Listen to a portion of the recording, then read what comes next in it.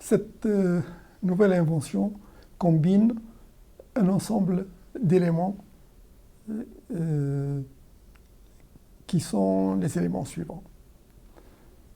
On construit un très grand réservoir, disons pour fixer les idées de 12 mètres de hauteur. On le fait communiquer avec l'eau de mer, par exemple, ou avec une étendue d'eau. On ferme le moyen de communication avec l'eau de mer.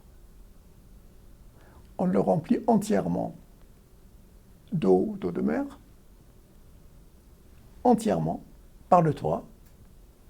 On ferme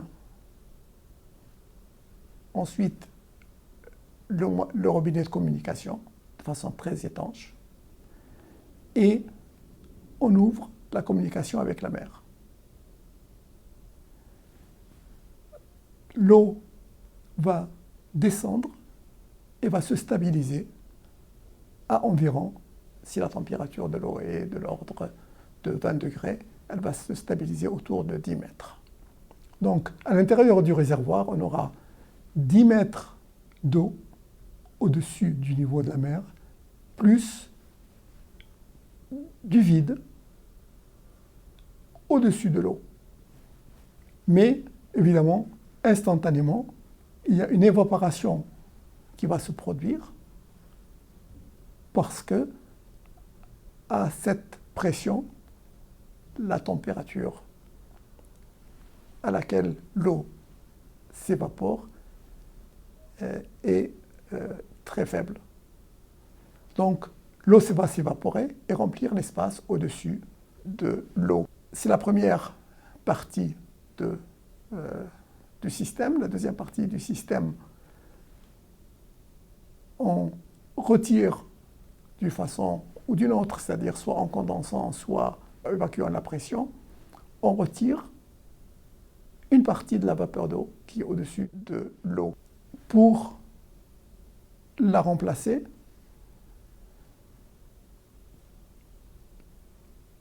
il faut évidemment de l'énergie. Il faut à peu près 2,5 millions de joules par kilogramme d'eau évaporée. Donc, l'eau qui est à la surface du réservoir va très vite se refroidir et le phénomène va ralentir. Donc, on peut évaporer l'eau à cette température. En général, qu'est-ce qu'on fait? On essaie d'une façon ou d'une autre d'apporter de la chaleur. Chaleur ou énergie ici, c'est quelque chose d'équivalent. Évidemment, on apporte ici, on ne veut pas apporter de la chaleur. Donc, qu'est-ce qu'on va faire? On va, d'une part, accélérer le mécanisme d'évaporation et deuxièmement, ne pas apporter de la chaleur. Donc, pour accélérer le mécanisme d'évaporation, on va transformer l'évaporation en évaporation flash. L'évaporation flash, c'est une évaporation qui est très très rapide. Et pour pouvoir faire de l'évaporation flash, il faut qu'on ait de l'énergie disponible. Cette énergie qui manquait, on va pouvoir la produire en évacuant très rapidement l'eau de la surface du réservoir. Donc, en évacuant l'eau de la surface du réservoir et en évacuant la vapeur au-dessus, on va créer un mécanisme qui va maintenir l'évaporation très rapide, les évaporations flash. C'est un nouveau type d'évaporation flash. D'habitude, on fait une évaporation flash en faisant circuler l'eau. Ici, on a de l'eau, circuler l'eau d'un réservoir à l'autre et en la mélangeant ou d'un étage à l'autre. Ici, dans le même réservoir, on maintient l'évaporation flash en évacuant l'eau de la surface du réservoir. Donc, on extrait l'énergie ou la chaleur, si vous voulez, qui est nécessaire à l'évaporation directement à partir de l'eau elle-même et on l'évacue très très vite une fois qu'on a extrait l'énergie pour pouvoir extraire l'énergie de la couche suivante. Voilà comment on peut obtenir très rapidement de l'eau sans dépenser d'énergie. Alors évidemment, quand l'eau s'évapore, elle est automatiquement remplacée dans le réservoir à cause de la pression atmosphérique qu'ils exercent sur la surface de la mer, qui maintient l'équilibre entre la pression à l'intérieur du réservoir et à l'extérieur du réservoir, d'une part. Et l'évacuation de l'eau de la surface se fait de façon très très simple, puisque on transforme l'énergie potentielle que possède l'eau à 10 mètres d'altitude en énergie de pression grâce à la pesanteur.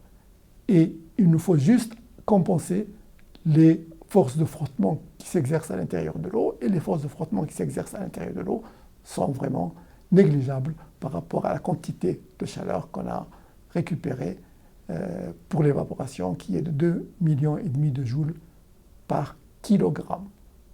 Donc on peut faire à la limite une centrale qui produit de l'énergie à partir de l'eau.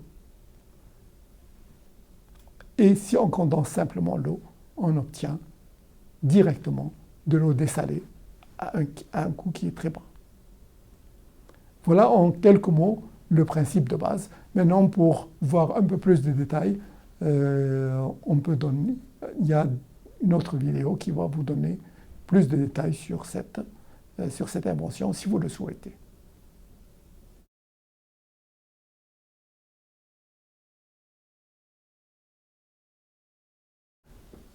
Je crois qu'aujourd'hui, nous en tout cas, moi en ce qui me concerne, j'ai tous les éléments pour réaliser un projet comme ça. C'est-à-dire, aujourd'hui, j'ai tous les éléments pour pouvoir dessaler de l'eau de mer à très bas prix.